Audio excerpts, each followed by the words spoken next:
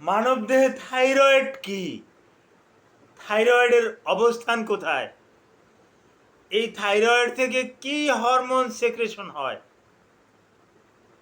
থাইরয়েডে কি কি রোগ হতে পারে,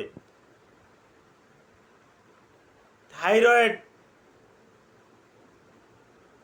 পুরুষের তুলনায় মহিলাদের বেশি কেন, কত গুণ বেশি, এই ব্যাপারগুলো নিয়ে আমি এই ভিডিওতে বিস্তারিত আলোচনা করব। আলোচনাটা দেখলে এই থাইরয়েড গ্ল্যান্ডের রোগ সম্পর্কে আপনি বেশ কিছু ধারণা নিতে পারবেন। আসসালামু আলাইকুম রহমতুল্লাহি ওয়া বারাকাতুহু। আমি ডাক্তার মীর শহীদুল ইসলাম। আমার চেম্বার শুভেচ্ছা 255 ঐতিহ্যবাহী শেখ গার্ড সিলের। গুগলে ডাক্তার মীর শহীদুল ইসলাম কথাটি লিখে সার্চ দেওয়া মাত্রই আপনি আমার সম্পর্কে বিস্তারিত তথ্য পেয়ে যাবেন। জি দর্শক শ্রোতা, আর দেরি নয়, আলোচনা করব থাইরয়েড নিয়ে।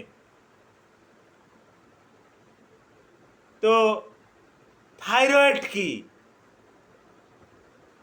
Thyroid is a gland of A body. আবার বলছি, thyroid is a gland of A body. Thyroid শরীরের একটা গ্রন্থি। ক্লিয়ার আশা করি। এখন থাইরয়েডের অবস্থান কোথায়?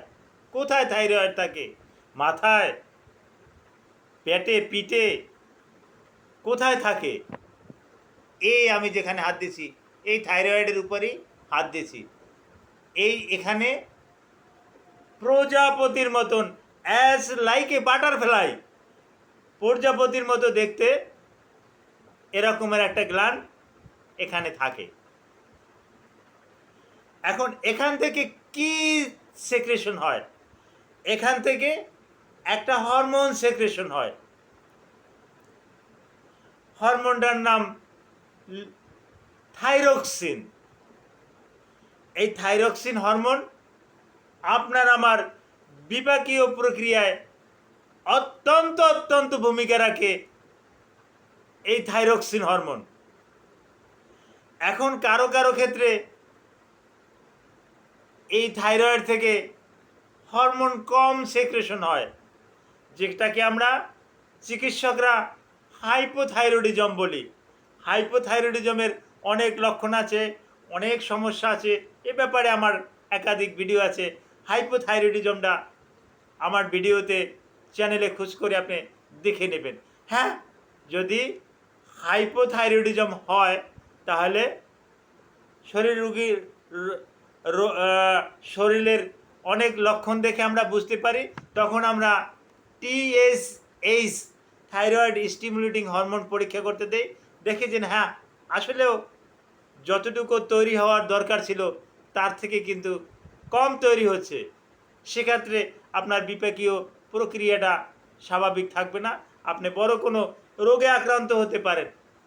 যার পরিপ্রেক্ষিতে আমরা রোগীকে লিবোথাইরক্সিন একটা ঔষধ আছে, এই ঔষধটা দিয়ে থাকি, মর্নিংয়ে দিয়ে থাকি বিফোর মিল্ক। এটা 25 মাইক্রোগ্রাম থেকে 150 মাইক্রোগ্রাম পর্যন্ত আমরা রোগীদেরকে দিয়ে থাকি। তবে আপনার যদি এই লিবোথাইরয়েডিজমে যদি আক্রান্ত হয়ে থাকেন, আপনি অবশ্যই একজন এন্ডোক্রাইনোলজির সাথে আলাপ আলোচনা করবেন, একজন হরমোন বিশেষজ্ঞের সাথে আলোচনা করে আপনি আপনার ডোজটা মেনটেন করে নেবেন। এ গেল একটা। আর একটা হলো হাইপার থাইরয়েডিজম, অর্থাৎ এই থাইরয়েড গ্ল্যান্ড থেকে যে পরিমাণে থাইরক্সিন হরমোন নির্গত হওয়ার কথা ছিল তার থেকে কয়েক গুণ বেশি সেক্রেশন হচ্ছে, নির্গত হচ্ছে। এটাকে আমরা বলি হাইপার থাইরয়েডিজম।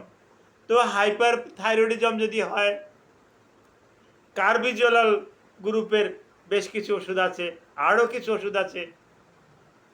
এই ওষুধগুলো দিয়ে আমরা নিয়ন্ত্রণে নিয়ে আসি। তো এরকমের যদি সমস্যা আপনার হয়ে থাকে আপনি কাল বিলম্ব না করে আপনি ডক্টরের শরণাপন্ন হবেন।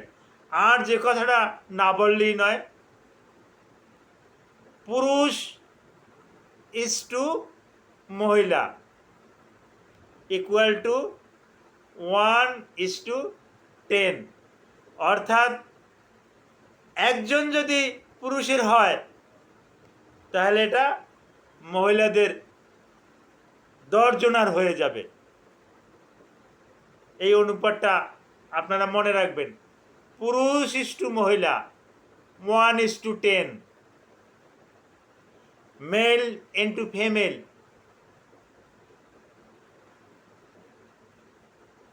অর্থাৎ পুরুষ আর মহিলা এর অনুপাত করলে পুরুষ 1 মহিলা 10, অর্থাৎ 10 জন মহিলার হলে একজন পুরুষের নাও হতে পারে।